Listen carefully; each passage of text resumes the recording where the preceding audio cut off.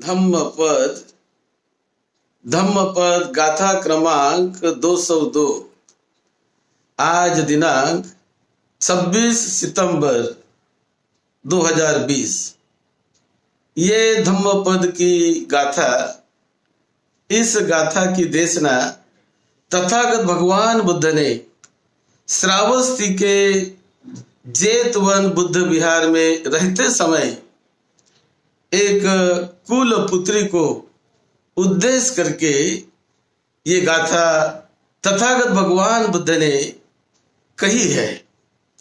तब श्रावस्ती में ही बुद्ध रहते थे।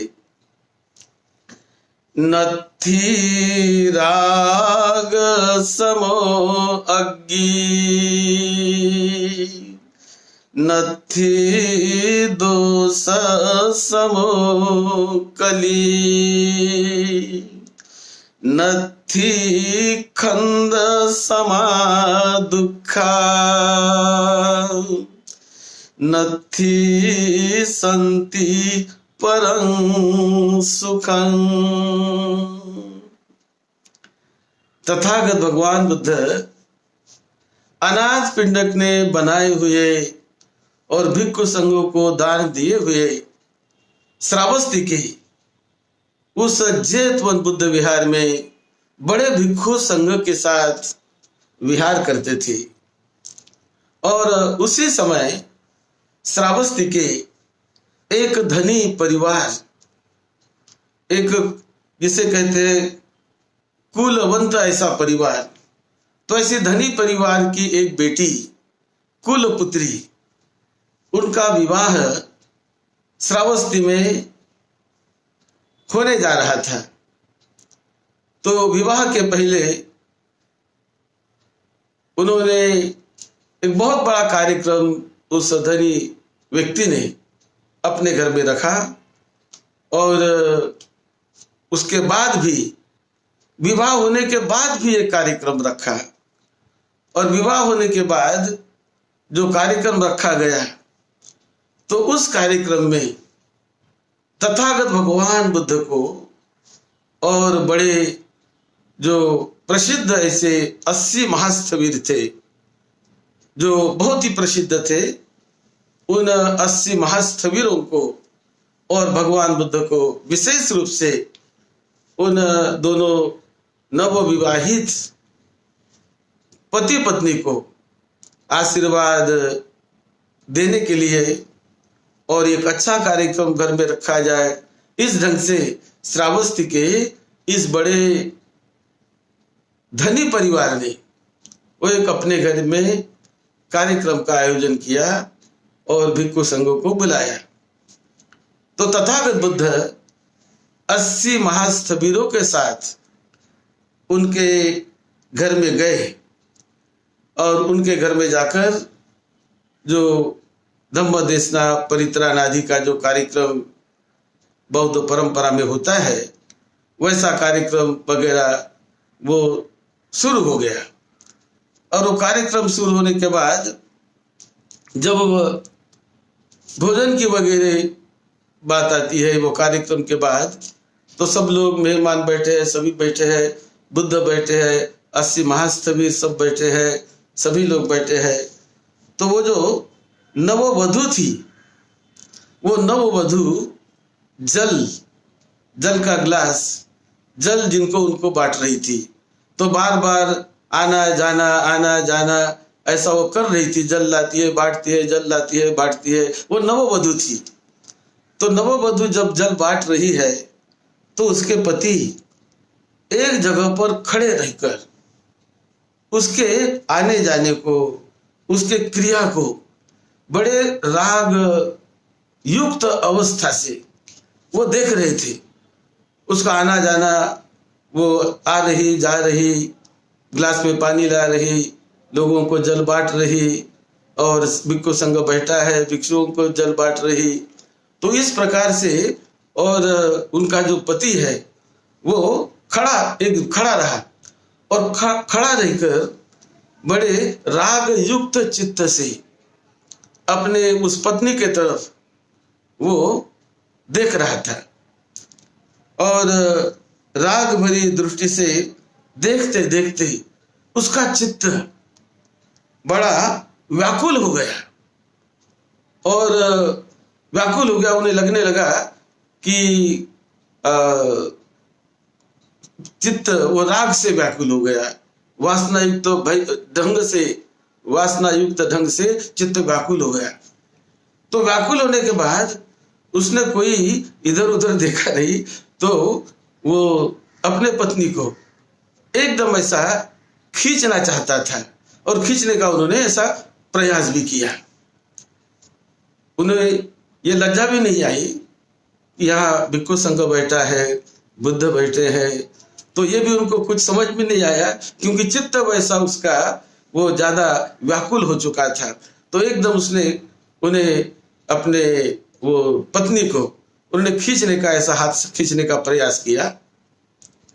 बुद्ध ने देख लिया और बुद्ध ने समझ लिया उसके चित्त के हाव भाव और ये, और जानकर फिर बुद्ध ने वहां पर अपने रीति बल से ऐसा किया कि वो जो दुल्हन है वो उसको दिखे ही नहीं।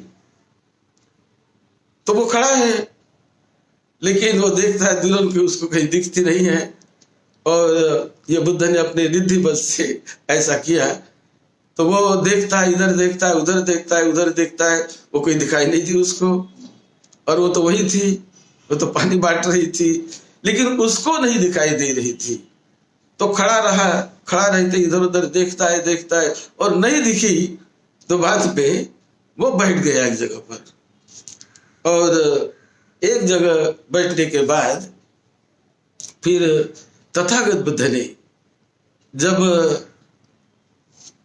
देशना देना शुरू कर दिया, धम्म देशना, तो धम्म देशना शुरू करते समय तथागत बुद्ध ने और भी अपने वो रिद्धि बल से, उसका चमत्कार का बल था, वो रिद्धि का बल था, और भी वो दुल्हन दिखने लगी, और वो बड़े अपने अपने ढंग का वो काम कर रही थी, दिखने लगी।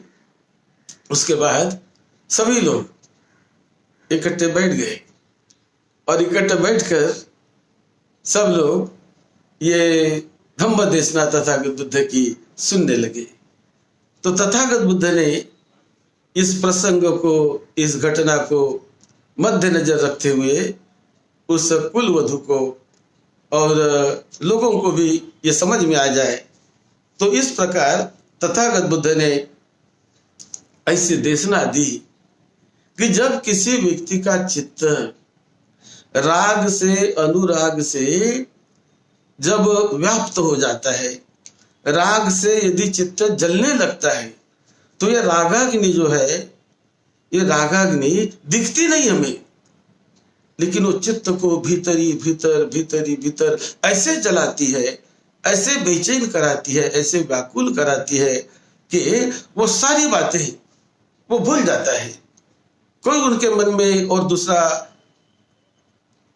दूसरी बात नहीं आती। केवल किसी राग में यदि चित्त फंसा हो, राग का मतलब अनुराग, आसक्ति, वासना की आसक्ति, ऐसे में चित्त यदि फंसा हो तो उसी में वो पूरी तरह डूब जाता है, और पूरी तरह डूबकर वो उसके अलावा कुछ उसे दिखता नहीं, वो कोई उसको मतलब बाहर की चीजों का ध्यान नहीं रहता। ऐसा कभी कभी अनुरागी चित्त बन जाता है, और वो उस रागाग्नि से, उस विशेष प्रकार के अग्नि से वो चित्त जलने लगता है। तब तथागत बुद्ध ने ये देशना सुनाई, ये गाथा सुनाई, नत्थी राग समो अग्गी, नत्थी दोष समो कली, नत्थी खंड समा दुखा, नत्थी संति परम सुखम। बुद्ध कहते हैं कि राग के समान कोई अग्नि नहीं है। ये बाहर की आग तो हमें दिखाई देती है, लेकिन ये भीतर लगने वाली आग, चित्त में निर्माण होने वाली और चित्त को बेचैन व्याकुल करने वाली आग, वो अग्नि हमें दिखाई नहीं देती, लेकिन वो बहुत बड़ी अग्नि उसे अरहत लोग मानते हैं। इसीलिए राग के समान अग्नि नहीं, द्वेष के समान कली नहीं। यानी जो द्वेष मन में जब उत्पन्न होता है, किसी के प्रति द्वेष निर्माण हो जाना, तो द्वेष से मनुष्य का चित्त दूषित बन जाता है, बहुत क्रोधित बन जाता है, बहुत विकार नाना प्रकार के द्वेष निर्माण होने के बाद जागने लगते हैं और क्रोध से वो द्वेष में डूबकर कोई भी काम कर लेता है। इसलिए ये द्वेष ये बहुत बड़ी आपदा ला सकता है, बहुत बड़ा बुरा काम अपने हाथों से कर सकता है। इसलिए द्वेष को एक कली कहा है। और उसी प्रकार नथी खंड समा दुखा, ये जो पंच स्कंद के आकर्षण में, पंच स्कंद में लगे रहकर जो व्यक्ति का विचरण होता है, तो ये पंच स्कंद की आसक्ति ये तो दुख ही देने वाली होती है, लेकिन वो बहुत सूक्ष्म प्रकार से देखा जाए तो वो दुख देने वाली होती है। और नथी संति परम सुखम, सुख कहाँ है? तो जो संति है शांति है, विकार की मुक्ति है, और विकार की मुक्ति में जो सुख मिलता है वो तो परम सुख जिसे माना जाता है। विकार में भी सुख मिलता है, जब तक विकार जागता है और विकार को पूरा किया जाए तो उसे अल्प सुख मिलता है। यह भी सुख है। भोजन के लिए हम कभी भोजन के लिए, रस के लिए, कभी अच्छा गाना सुनने के लिए, तो कभी अच्छा कोई फिल्म देखने के लिए मन में यदि भाव जागता है, तो जब तक वो फिल्म नहीं देखता वो व्यक्ति बड़ा बेचैन हो जाता है, बड़ा अशांत हो जाता है। लेकिन जब फिल्म देख लिया उसने तो उसको आनंद मिलने लगता है, उसको सुख मिलने लगता है, उसको लगता है कि देखो कितना बढ़िया फिल्म मैंने देखा, कितना बढ़िया सिनेमा मैंने देखा। तो बस उतने समय तक वो आनंद है, वो आनंद रहेगा कुछ समय तक, कुछ घंटों तक रहेगा, कुछ दिन तक रहेगा, खत्म हो जाएगा, क्योंकि उसे अल्प आनंद कहते हैं। वो स्थिर रहने वाला आनंद नहीं होता, क्योंकि वो एक भाव से निर्माण हुआ, उस भाव को पूरा किया हमने, इमोशन को पूरा किया हमने, इमोशन पूरी होते ही आनंद मिलने लगा, इमोशन पूरी हो गई, आनंद भी खत्म हो गया उसी समय, और कुछ समय चलेगा खत्म हो जाएगा, क्योंकि इमोशनल आनंद है, वो भाव से निर्माण होने वाला आनंद है, इसीलिए वो अल्प होता है। भाव बदलते रहते हैं, इमोशन बदलते रहती है, इमोशन एक जैसे कभी नहीं होते। इमोशन जो होते हैं, भाव होते हैं, हमेशा हमेशा बदलते रहते हैं, कभी ये भाव, कभी वो भाव, कभी ये भाव, कभी वो भाव। ये चित्त का स्वभाव है कि कई प्रकार के इमोशन निर्माण करते रहना, उसमें डूबे रहना, वो बदलते हैं आते हैं जाते हैं, बदलते हैं आते हैं जाते हैं। तो ये जो भाव होते हैं वो बदलते रहते हैं। लेकिन जो व्यक्ति अपने बल पर इन भावों को ही, मुक्त भावों से ही मुक्त हो गया, इमोशन आएगी लेकिन उसको बेचैन नहीं कर पाएगी, विचार आएगा लेकिन उसको हिला नहीं पाएगा, उसको डिगमिगा नहीं पाएगा, वो नहीं डिगमिगाएगा। इस प्रकार का जो चित्त का बनना है, ऐसी चित्त की जो अवस्था है उसे कहते हैं नथी संति परम सुखम। चित्त को शांत कर लिया, चित्त शांत हो गया, और चित्त शांत होने के बाद जो भी भाव आता है वो दृष्टा भाव से देखता है, मुस्कुराते हुए देखता है, और भाव आता है और अपने निसर्ग नियम से आकर निकल कर चले जाता है। लेकिन साधक, विपश्यना करने वाला साधक, ध्यान भावना करने वाला साधक, जिनका ट्रेन माइंड है, जिन्होंने माइंड को प्रशिक्षित कर लिया है, वो व्यक्ति मुस्कुराते हुए दीर्घ काल तक सुख शांति में बने रहता है। और इसीलिए सुख शांति, जो दीर्घ प्रकार की सुख शांति अलग होती है और अल्प सुख शांति अलग होती है। दोनों जगह सुख शांति है लेकिन अलग अलग है। और जो दीर्घ समय तक मिलने वाली सुख शांति, उसका विद्वान लोग, बुद्धिमान लोग, मुक्त लोग, विमुक्ति के रास्ते चलने वाले लोग उसकी प्रशंसा करते हैं, उसकी प्रशंसा करते हैं। और यही तथागत भगवान बुद्ध ने इस घटना के समय यह गाथा सभी को सुनाई। और जब वो दोनों पति पत्नी बैठे, ये गाथा सुनकर दोनों पति पत्नी श्रोतापन्न बन गए, और बहुत सारे लोग श्रोतापन्न बन गए। इस प्रकार ये धम्मपद की गाथा इस घटना से जुड़ी हुई है। आप सभी को निरोगत्व मिले, दीर्घायुष्य मिले, सबको सुख शांति मिले, आपके परिवार के सभी लड़के बच्चों को सुख शांति मिले, आपकी जीवन यात्रा इस धरती पर मंगलमय मंगलमय पार पड़े। यही मंगल मैत्री के साथ सद्धम्म की सेवा में, आपकी सेवा में डॉक्टर भदंत राहुल बोधी महाथेरो। आप सबका मंगल हो। और भी आप हमारे YouTube पे चैनल में जाइए, YouTube, वहां जाकर सर्च में जाकर नाम लिखिए डॉक्टर भदंत राहुल बोधी, स्मॉल अंग्रेजी लेटर में वो नाम लिखिए डॉक्टर भदंत राहुल बोधी। वहां बहुत सारी तथागत भगवान बुद्ध की ओरिजिनल वाणी, ओरिजिनल प्रवचन जो त्रिपिटक में जो है वो ओरिजिनल आपको वहां पर मिलेंगे।